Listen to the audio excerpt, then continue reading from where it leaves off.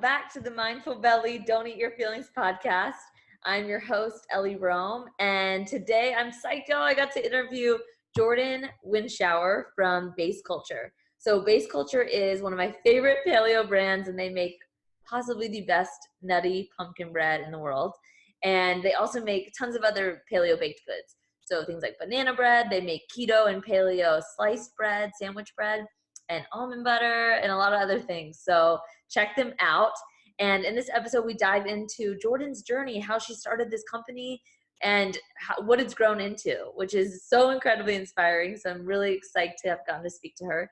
And just quick pre-intro, if you aren't familiar with paleo. So paleo is, I like to call it a way of life, but not a diet, but it is a way of eating. And it's basically eating real food. So meat, vegetables, whole fruit, nuts, seeds, healthy fats like coconut oil and avocados, and really getting away from processed foods, away from the standard American diet.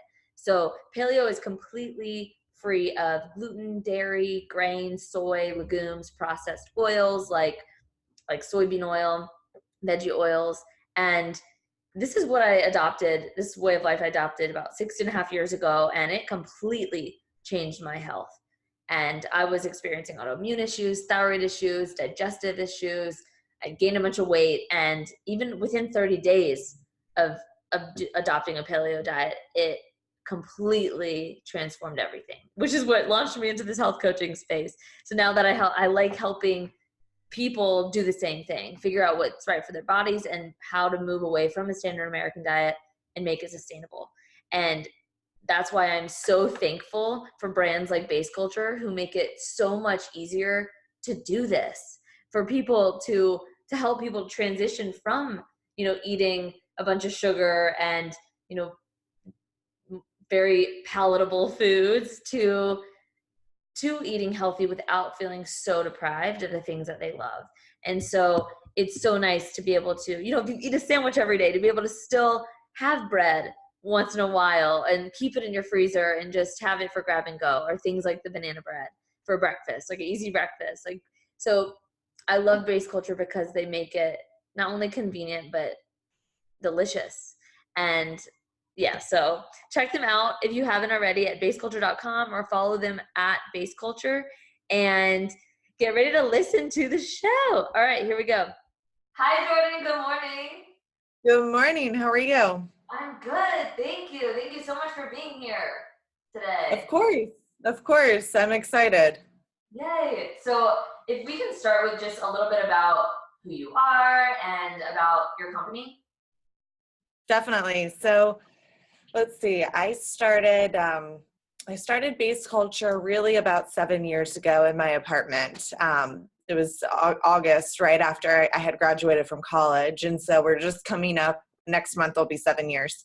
And I really started this because I joined a CrossFit gym and did a paleo challenge with them, and really found out that I loved this lifestyle, and I loved everything that went along with it, the way I felt, the fact that I didn't need a cup of coffee in the middle of the day, the fact that I slept through the night.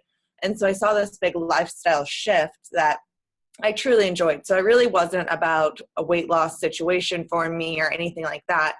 It was just an overall energetic level that I saw a difference in, and that I wanted to continue exploring. However, I've got a really big sweet tooth, and I wanted a brownie. And I wanted, an easy breakfast that I didn't have to get up early to make on my way to work, and, something pre-made like banana bread and things that I grew up eating and knowing. So I I tried to buy it initially. I tried to go into like the Publixes of the world, because I live in Florida, and Whole Foods, and try to find something that satisfied what I was looking for that was also paleo, but it really didn't exist. And so from there, I just really started doing a lot of research, and, I'm not gluten intolerant, I don't have celiac disease or anything like that, but I'm really detail oriented, which probably, at that time I didn't need to be so detail oriented, but because it became a business, I'm glad I was. But I really dug in and tried to figure out what baking would look like in the paleo realm, and how do you make bread out of almonds, and how do you use honey instead of sugar, and use the substitutes that would qualify as paleo, but in the traditional baked goods and snacks. So like I said, I really did it for my own selfish wants and desires. And so I made it taste really good. I didn't want it just to be like good for gluten-free or good for paleo. I wanted it to be really good and something that I could look forward to eating, and not just like, kind of just check off a box, but something that was delicious. So I didn't go to school for, culinary or baking or anything like that. I went to school. I graduated with a public relations degree, and my goal was to be an event planner. And so I guess now I plan a lot of events in a different way, but with, not going to culinary school or having a background in baking, other than what I did with my mom in the kitchen growing up, it took me about 6 months to try and figure out these recipes that I enjoyed. So lots of trial and error, lots of burnt things that tasted terrible. But, I did figure it out, and I figured out how to do a brownie, a banana bread, and granola, which for me, that was what I needed to sustain the paleo lifestyle, because I could manage doing the meals in between those different eating occasions. And so I had banana bread for breakfast, which was great because I, didn't have to wake up. Like I said, I was just, just cut off a slice and had to work. And then I had granola as a snack throughout the day. And then I had my brownie at night if I wanted a dessert. And so everything else was really streamlined, and it was going really well. And, all of my intentions was to actually stop at that point. I had really no thought of taking it any further or developing it into a business until I had my friends at the CrossFit gym told me that, they would pay me if I made this product for them. And, it's like, that's fantastic. Let's do that. I'm making it anyway, I'll just throw some extra ingredients in and make more. And, it just kind of started that way and took one step at a time, put one foot in front of the other. I still continue to do that today. But that's really how the business was launched. And so from there, I created a Facebook page for the business and would post online when I was going to make anything. And then people would comment underneath my post and say, yes, I want 1 batch or 2 batches or whatever they would like. And then I would make it for them at night and then deliver it to them on the weekend. So I still had a regular 8 to 5 job that I would go to. And then I would work out from 5:30 to 6:30. And then I would start baking. So as demand grew, I was, baking later and later into the night or earlier and earlier into the morning. And it got to a point where I was up until like 3 a.m., like grinding almonds. And my poor roommate was like, you cannot do that. Like, please don't.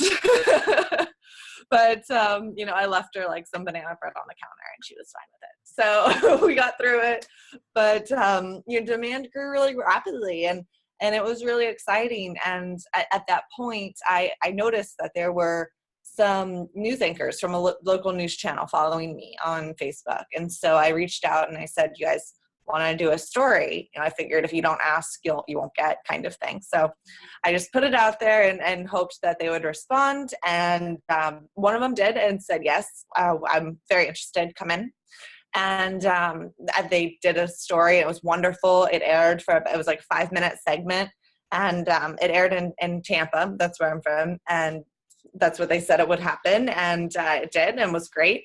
But they also put it in their network pool, and it actually played multiple times all over the country because their companies picked it up. And so it was, such a unexpected push forward for me and the company because, I wasn't ready for anything like national news coverage or prepared to do that. So it was definitely a step forward for me and made me really look into what does the next step look like and how do I accomplish that? Because at that time I was operating under the cottage food law, which means you can only sell direct to consumer. So I could sell it to you and hand you the food directly, but I couldn't ship it to you and I couldn't sell it to a retail store. So that was kind of the limiting factor around how I was producing it, because I was making it in my apartment. And so to be able to sell retail and to be able to ship, I had to find a commercial space that was certified and, approved by FDA and everything like that. And so I actually, at that point, I went to lunch with my dad, and I sat down with him, and I was like, this is what I'm doing. This is what I see. How do you think I should move forward? And he's really entrepreneurial himself. And he had his business. He started, I think it was like 32 years ago. He sold it when I was 27 years old, but he started in his garage. He's a geophysicist by trade, so not so much in the food world, but very like businessman, and very, very smart in regards to that kind of stuff. So I sat down with him, and he was like, well, you have a hobby and a business, and you're doing both poorly. I was like, okay. Got it. Thank you for your honest feedback. And, I truly, after, you take a step back, I was spending way too much time on my hobby and just not enough time on my business. And I needed to decide what way I wanted to go with this. So at that point, I already knew that my heart was in this 100%. I could see the difference I was making in people's lives. I could not only see the white space in the industry, because this didn't exist, that there's so much opportunity for it.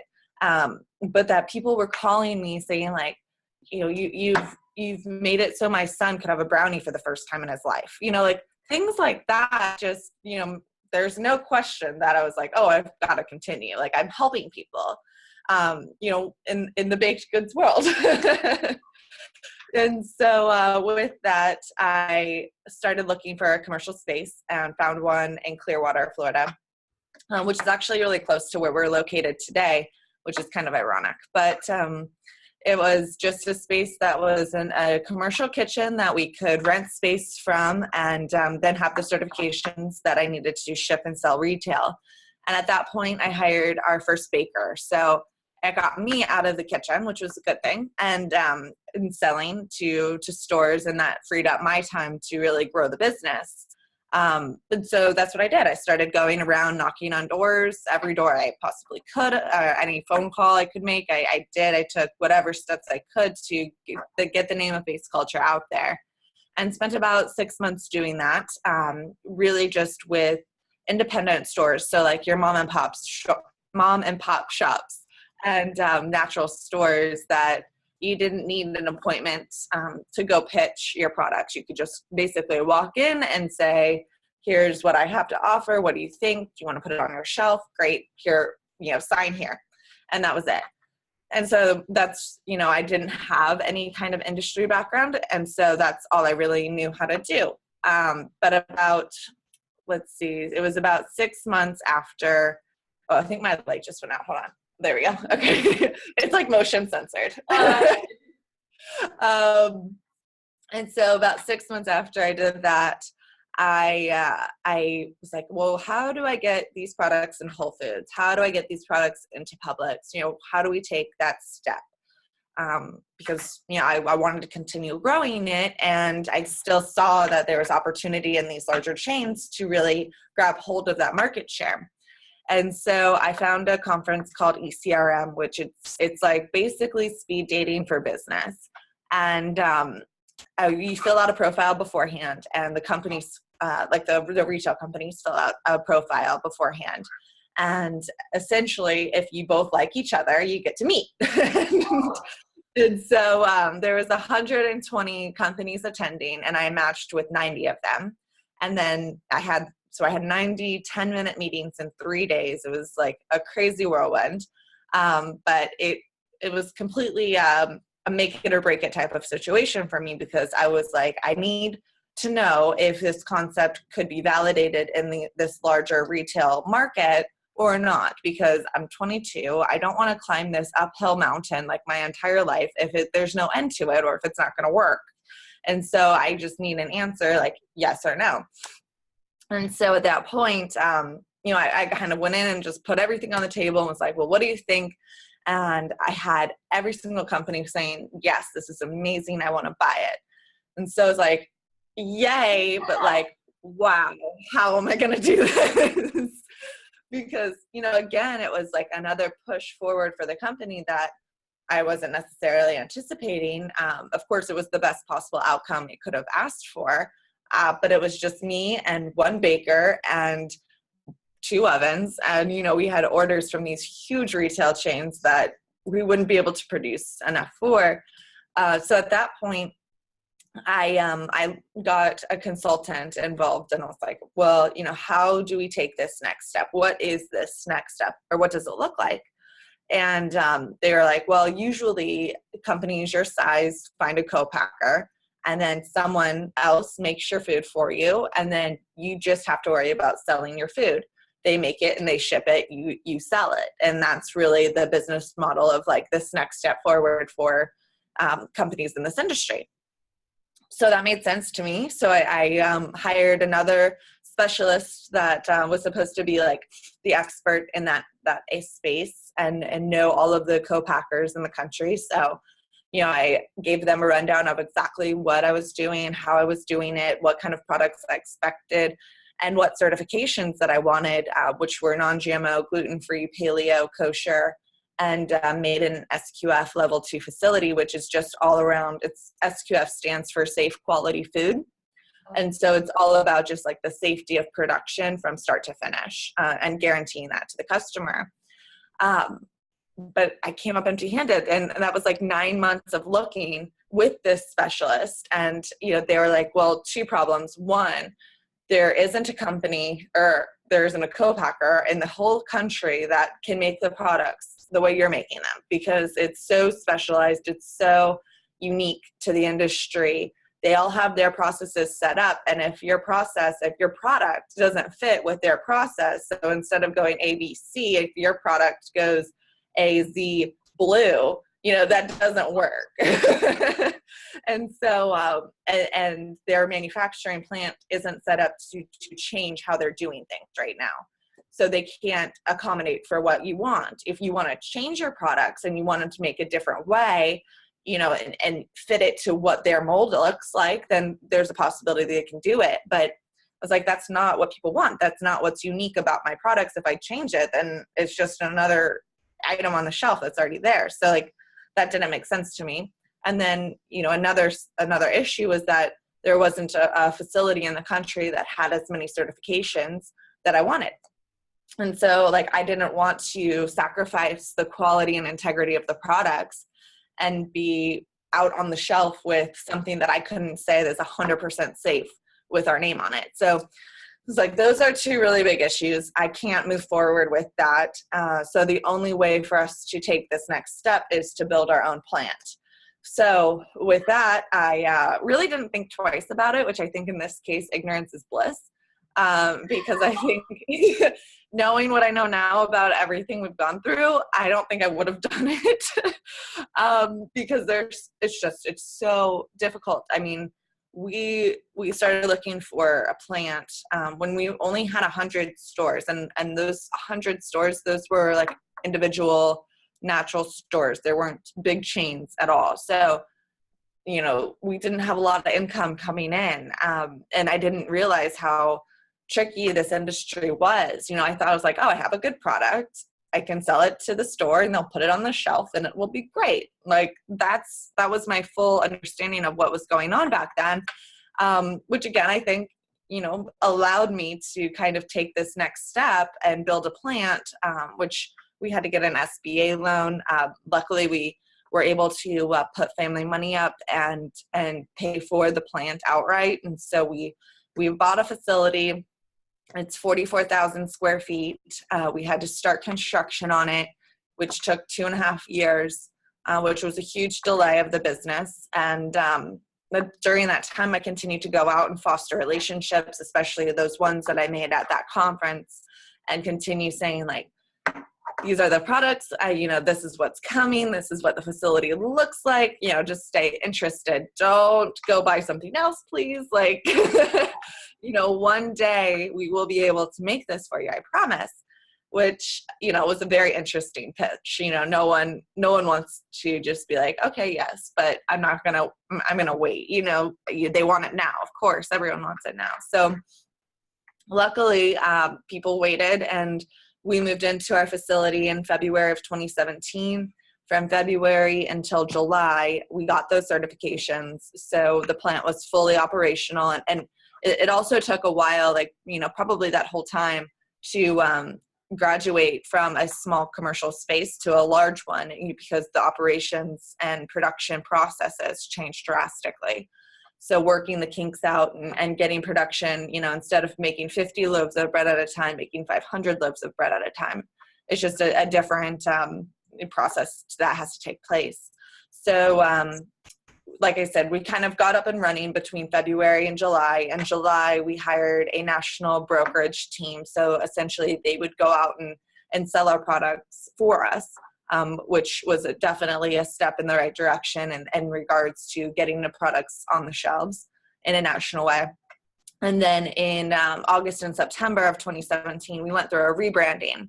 So we revamped the way the company looked, the packaging, the website, social media, everything like that.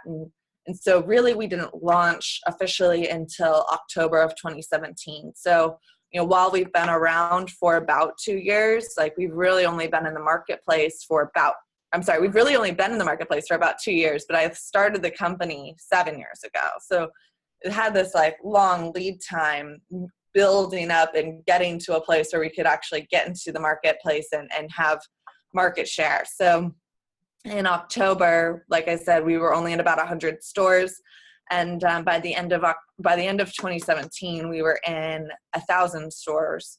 By the end of 2018, we were in about 5,000 doors. And today we're almost in 7,500.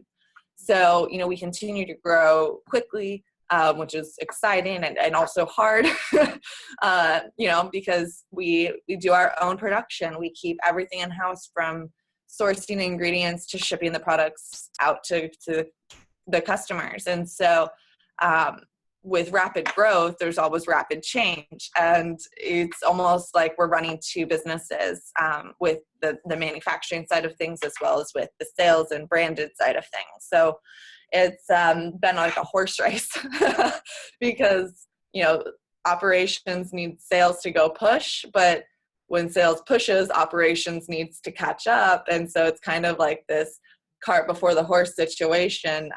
But it's been an interesting journey. And, just recently we've been able to hire some more experts in the field that have given us the knowledge and experience that they've had because they've been in this industry for a long time. So we hired a VP of operations, a VP of sales, and we're bringing on a COO in August, so next month, that they've done this before and they've seen the growth cycle of businesses. They've been where we've been before, and they've taken businesses, much further. And so it gives me so much hope, because, not knowing that I didn't have industry experience and I've gotten the company to where we are, with the team that was around me, knowing that now that we do have the expertise, it's going to be just even that much better. So that pretty much takes us up to today. Oh my gosh. I got my mic real quick. This is incredible. I'm so inspired. Oh, thank you. So what do you think, where you are today, just how far you've come? How does that compare to when you started making bread? Did you ever think that you'd be where you are right now? Oh my gosh, no. I had no thought, dream, intention. I have no way, shape, or form thought that it would ever be in this position, which is exciting and terrifying and everything else under the sun. But I just continue to put one foot in front of the other, and every day, my dad and I joke, because my dad's now a business partner. After he sold his business, he's become a director of baseculture. So we work together every day, which has been a wonderful experience for our relationship as well. Of course, there's always, trying times. But, we've gotten so much closer in that regards, but it's been a really interesting journey.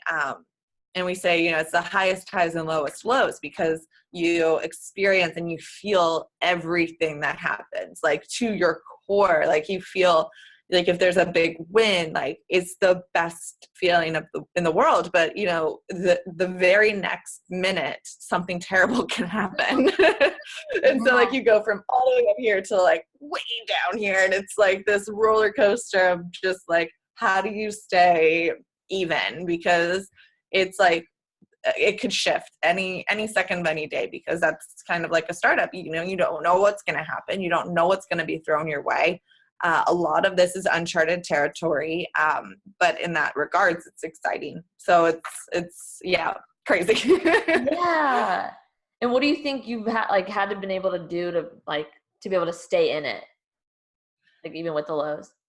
I think just having the mentality of never giving up. There have been very, very dark days. Yeah, I'm not going to lie, like nothing that we haven't been able to work through. Obviously, like we're still doing really well and everything is going great. But when you're in those times of tribulation, I guess it's just a matter of not letting yourself get consumed by it. Because there's like a certain level of darkness that you can kind of go into, where it's like there's like, why am I doing this, and you ask yourself those questions.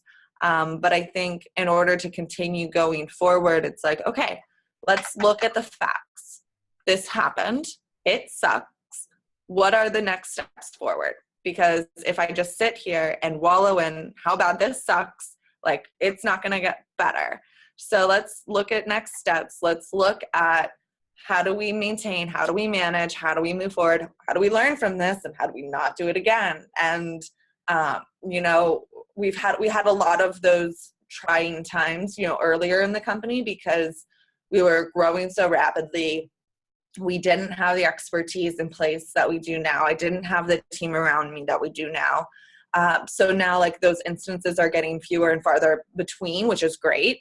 But of course, with having a larger company, there's different challenges. So there's always going to be challenges. So I think just not letting yourself be consumed by that, it's kind of like you're fighting dragons every day, and you just have to be able to stay above it and like, okay, what's going to happen tomorrow? Like yesterday is the past. Let's look forward. Let's continue to keep going.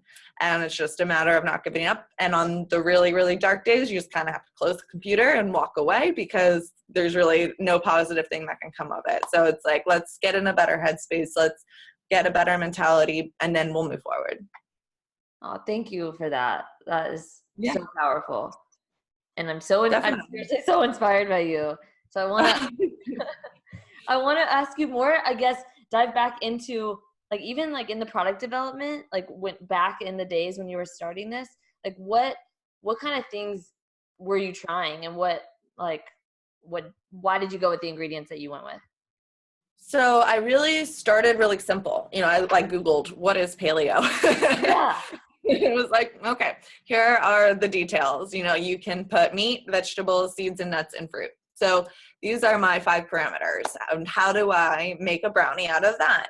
And so, looking at the base, so like a flour, at that time, this was like 7 years ago, they had a lot of like gluten-free flours, but everything that is paleo is also gluten-free, but everything that is gluten-free is not necessarily paleo. So, there's like rice flours that are gluten-free, but that doesn't qualify as paleo. So I had to establish, what kind of parameters I wanted around my product. So when I was like, well, I want it to be 100% paleo, because like paleo is this big, gluten-free is this big, and then just natural eating is this big. So if I satisfy the needs for this circle of gluten or of paleo eaters, then I can also satisfy this larger circle of natural eaters. And so, with that, I was like, all right, so I've got meat. I'm not going to put meat in baked goods. So that's out. Vegetables, probably not. Like, there are some like zucchini breads out there, but I was like, that's just way above my pay grade. So I got to the seeds and nuts, and I was like, well, I know there's almond flour, which was that was the biggest one around, that and coconut flour at the time. And I was like, okay, I can make almond flour in my Vitamix. So I'll buy almonds, I'll make flour out of that, and we'll see how that goes. And it was just a lot of trial and error. I mean, I tried to use coconut flour as well, but I found that coconut flour is really dense, and it has a really strong coconut taste, which I know people love coconut. I'm not a huge coconut fan, but it was also just like a texture thing. Like if you bit into it, it like made you want to go like this. Yeah. It was like, not very compelling. Whereas like the almond flour was a lot smoother. It had an easier taste, just like a more neutral taste. And so it was just a lot of trial and error, and a lot of error. But I was like, okay, this one wasn't so great. Let's try a different tactic. I actually started making the brownies in a crock pot, which is like super strange. Yeah. I was like, I thought because it was such a different ingredient base with the nuts, and then instead of flour, that I needed to bake it with, an even playing field of the bottom surface. So putting it in a crock pot might create a better texture for the almonds when they're baked. I have no idea where I got that from, but it made sense to me at the time. And I was like, oh, sure. But then, I put parchment paper down on the inside of the crock pot. And then, of course, like the outside brownies are all like crinkly because of the paper. It looks terrible. So, we grew, we figured things out. I mean, and then when I hired my baker, she's still a part of the team today. She's the head of our R&D. She was the only person that responded to my ad. I think it was like on Craigslist. And I was like, I need a baker making paleo baked goods. And she came in, she's like, I have no idea what paleo is. I am a baker. I've been a pastry chef for years, and I know that inside and out, but I don't know what paleo is. I was like, well, if I can figure it out, you can figure it out. And so, I'll teach you what I know, but like, this is all you. And she truly came in and just revamped some recipes that I had created. Like that, we still have our brownie, which is actually our best seller. And that was the first product I created, but she really made it phenomenal, which so grateful for her. And she continues to come up with just amazing recipes every day, which is fun for me now because I'm like, oh, what are we going to sample today? And so she really came in and put the expertise into the process that we were missing. Okay. Well, yeah, your products are unreal. Like the pumpkin bread was the first thing I tried, and it was so good. I used to get pumpkin bread at Starbucks like a long time ago. So I've been paleo for like 6 years, but that was my go-to. I'd go to Starbucks and get the pumpkin bread. Like y'all's is better, and like they're good, but it was just like, wow, this is incredible. And so, I'm so great. Impressed with it. Thank you. Yeah, it's like I said before, we didn't want something that was just like good for gluten-free or because that's kind of the stigma around healthy eating. Like it's like a sacrifice. People look at it as a way of like a short solution to what they're doing, and that's why people are like, are you 100% paleo? When they ask me, I'm like, I'm not 100% paleo. I travel so much for work. I'm constantly going to conferences. If I was 100% paleo, I would have to meal prep prior to leaving my house and take care of that on the road when I have multiple meetings a day. And it's not possible for me. Some people might be able to do it, but it's just not something that I can maintain. And so I'm not, and I'm okay with it because that works for my lifestyle. And that's what I tell people all the time. I'm like, if you are specifically on a diet for 30 days, you can be really, really, really good for those 30 days. But as time continues, you're not going to be able to maintain that level of focus on what you're eating unless unless that's what you do every day. If that is where your head is and you are one of those people that are just like super strongly opinionated about it, my opinion is you ebb and flow. And as your life changes, your diet changes. And so you have to kind of work towards a solution that is manageable and sustainable for your lifestyle. So I tell people I'm like 100% paleo 80% of the time, you know? Yeah. And that works for me. And I have the products that we create here. Like we just launched our keto bread, which is also paleo and everything else. And I literally have 2 slices of that bread every single morning with like a huge thing of butter on it. It's like the best thing in the world. Yes. I love this. So it's like, you know, and that's for me what I'm able to sustain, especially like being on the road so much. Like I said, it's just so difficult to be so strictly on it. But it's really funny. Like I'll go to conferences and people will be like, oh, you're the paleo girl. What are you going to eat? I was like, I'm going to eat the food they gave me because I'm also human. That's awesome. Yes, thank you for sharing that. That's huge to like have that ebb and flow mentality. But like the fact that I'm just so grateful for your products because I am gluten intolerant and I have my like the first 3 months when I found out I was, and I found out a bunch of other stuff I was intolerant to, I did go to the gluten-free baked goods. And I did that for 3 months. Yeah. There's so much sugar and there's so many refined grains and like things that I was still reacting to because I was cross-reacting with like sorghum flour and like all this stuff. And I didn't have any relief till I went full, well, I did Whole30 and then paleo. And then, so products like yours, like I've recommended them to all of my clients because I work with a lot of people with autoimmune issues and that they can't, like they need to be off completely. And so it's like something to have in like to grab and go with, like so many of my clients eat your banana bread or your pumpkin bread for breakfast just because it's so easy. That's and I'm awesome. Like, pair it with some almond butter, and y'all sell almond butter too, right? Right. Yeah. We have 5 flavors of almond butter. So we have our original maple, gingerbread, cinnamon, and then we just launched a chocolate espresso. Oh my gosh. I need to try those. That's awesome. It's phenomenal. My favorite, the chocolate espresso is super good. And it's new, so it's like up there for me right now, but my like go-to is the gingerbread. It's so good. That sounds amazing. And then also like your slice. Oh, sorry. No, I was just gonna say that's the thing though, because like you said, it's so convenient. It's easy for your clients to just eat it. It's already made. And really it's cheaper for them to buy our stuff than to make it themselves because of the ingredient cost of the what we're putting in there. It's expensive. Because we make so much food, we're able to buy in bigger bulk. And so we're able to keep the costs down. And so it's more affordable.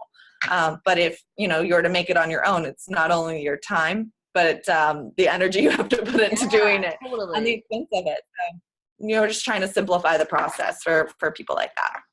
Totally. And same with like your sandwich bread too. Just having, like, I know so many people it's hard for people like coming off the standard American diet that eat sandwiches every day to just be like, okay, cool. What am I going to do for lunch? Like that's so mindless and easy to make a sandwich.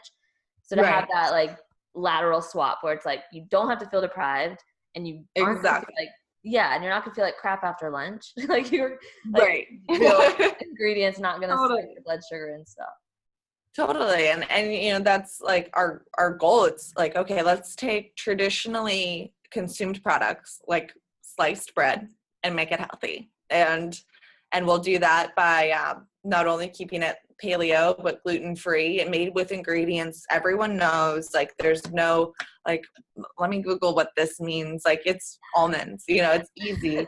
Like in our original almond butter, it literally, the only ingredient is almonds. Like, and that's how it should be, in my opinion. If that's what you're selling, we don't put those stabilizers or like the palm oils or synthetic oils in the product. You're buying almond butter. My expectation of that would be I want to eat almonds. And, if I'm buying cinnamon almond butter, I want cinnamon and almonds. So we just really do try to keep it simple. And that's what we tell, we want to provide people the tools they need to live this healthy lifestyle. We don't want to make it complicated. And that's like the whole purpose behind the name of Baseculture. It's bringing everything back to its base. And so like as nature intended, what it was found, by the hunter and gatherers, which is kind of like the story of paleo, bringing it back like a banana bread back to that foundation, taking all of the complications, all of the additives, preservatives, chemicals, take it out and just take it back to where it was then in the Paleolithic time frame and create something new with it. And so, and the culture part of base culture is like, this is something that we want to create. We want to create the culture, the tribe of customers and followers around the products we've created. So that's kind of like the meaning behind base culture. Oh, I'm glad you shared that. Yes. I love that. Definitely. Oh. I think my light turned off again. There we go. So, what do you think? I'm like sitting at my desk all day. What do you think what's your favorite product that y'all have? Like, what do you eat regularly?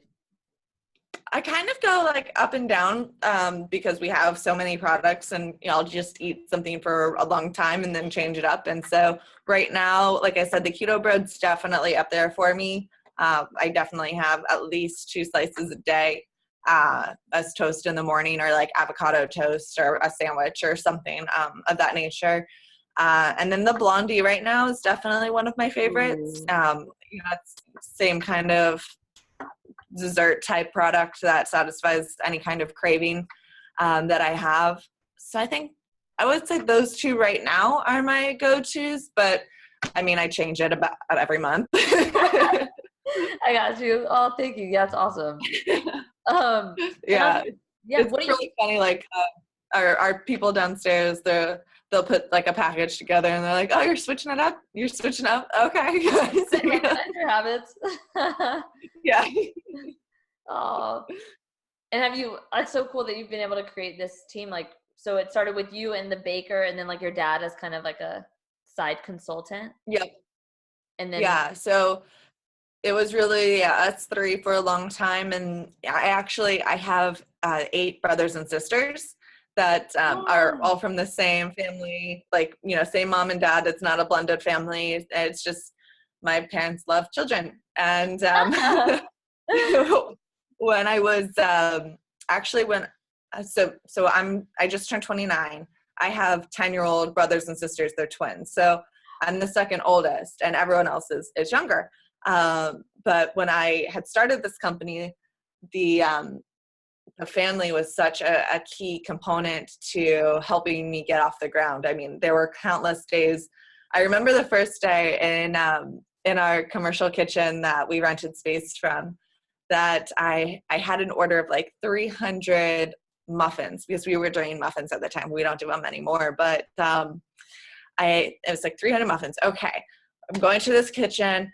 It'll be fine. I've never been to a commercial kitchen before in my life. I have no idea how to work these ovens. I've made muffins in my kitchen in my apartment, but like not here. I totally screwed up. Like I only brought a dozen eggs. Like I needed like 18 dozen eggs, like not 12.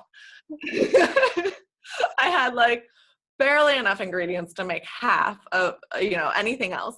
And no idea how to even turn the air conditioning on. And we're in Florida, and it's super hot, of course. And it was like dead summer, and it was like sweating my butt off in this commercial kitchen. And I remember sitting on the floor. I called my mom. It was like 6 a.m. because I was like, bakers wake up early. I've got to get in there early. It's like there's no logic or reason behind any of this. And so I remember sitting on the floor. It was like 6 a.m.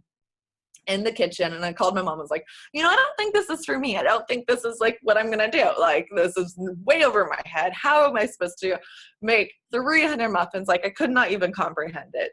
And she was like, it's going to be fine. You have a lot of brothers and sisters for a reason. I'm going to wake them all up, and we're going to come over there and help you. Aww.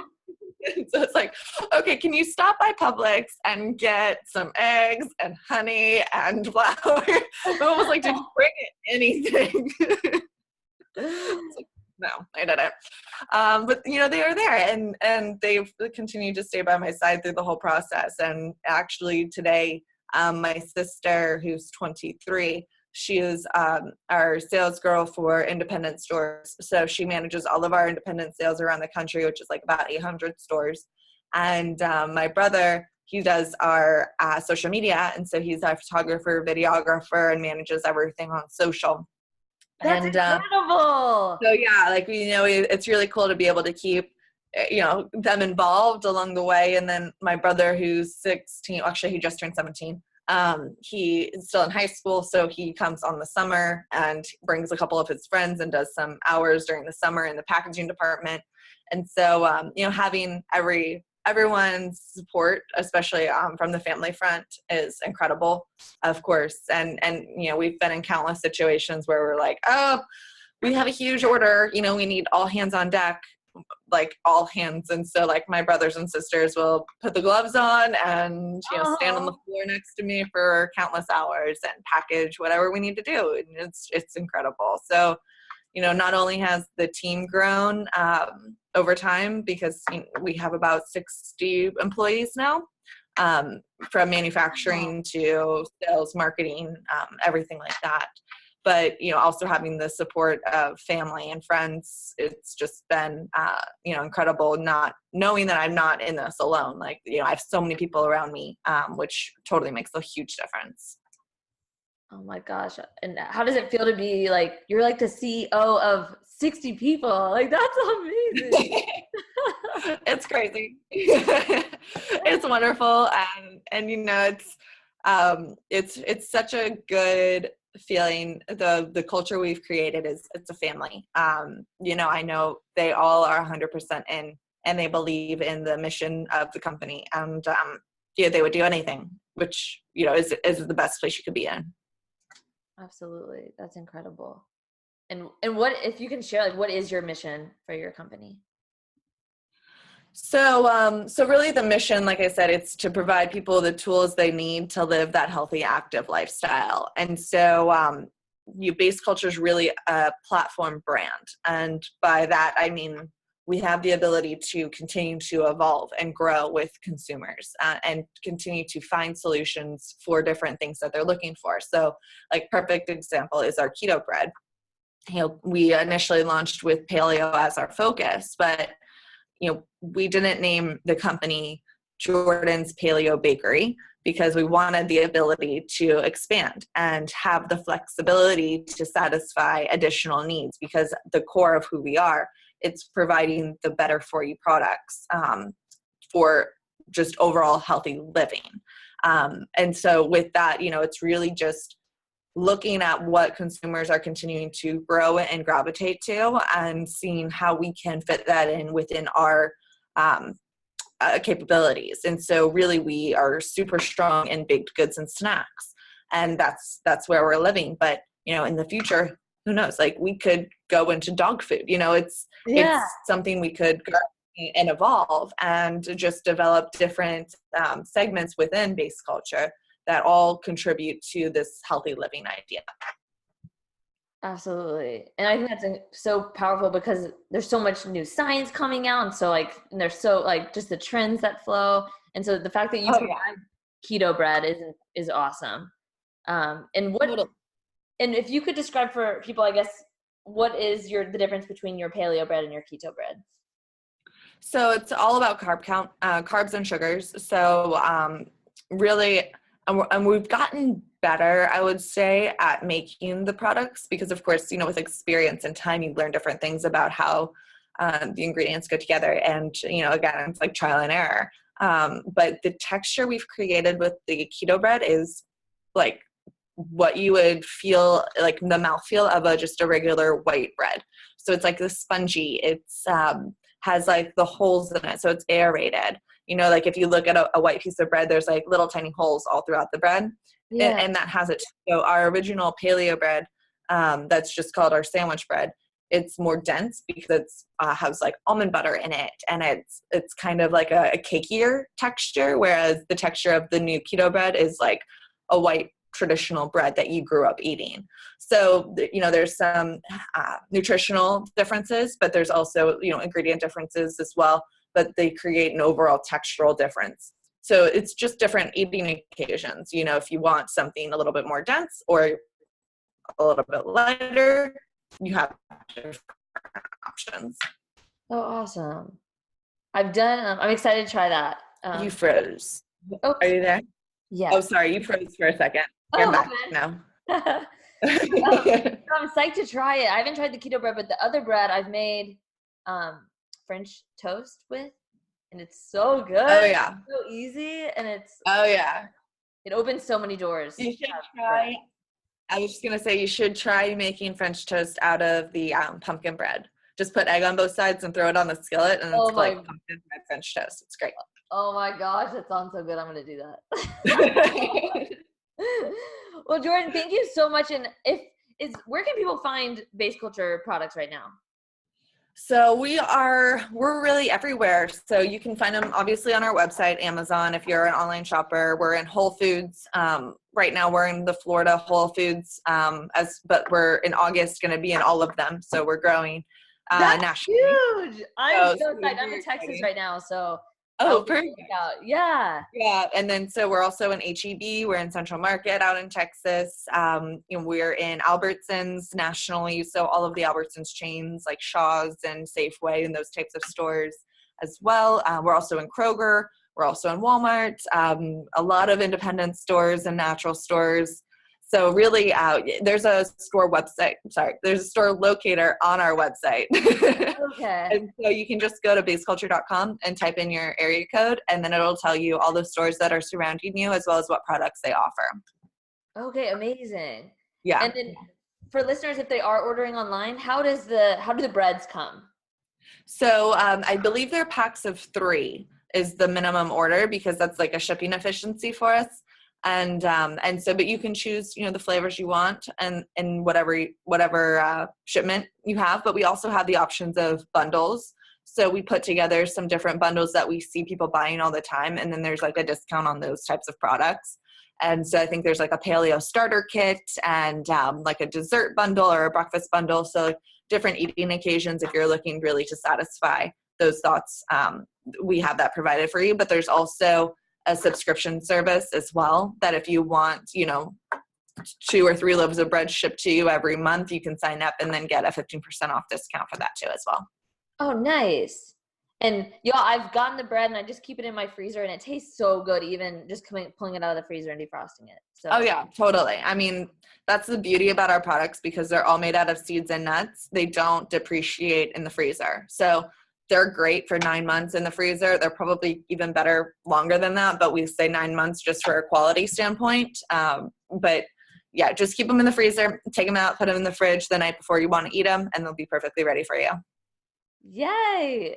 Awesome. Well, if you could just give like 3 pieces of advice for anyone who's trying to improve their health, like what would those be? I would say the 3 components for what I believe is a healthy way of living would be mind, body, and food. So do some meditating, take 5 minutes a day. There's actually an app I'm following right now. It's called 10% Happier, and it's by, what is his name? It's Dan like this. Harris? Yeah, Dan Harris. Yeah. Yeah, I was like, I'm blanking, but yeah, I love it. And it's super quick. It's like literally there's some on there that are 5 minutes long, but it makes such a big difference if you get your mind right. And then moving your body every day in some shape or form, whether it be a 10-minute quick, sprint outside or a 30-minute CrossFit workout or whatever it is, just do something. And then just pay attention to what you're eating. What's right for your body. People make it a little too complicated sometimes, but just keep it simple and pay attention and you'll be great. Yay. Thank you. Thank you so much for doing this again. Yeah. And I'm psyched to eat more of your food. Thank you. Yes. Awesome. All right. Well, thank you, Jordann. No problem. Thank you. Talk to you later. All right. Bye.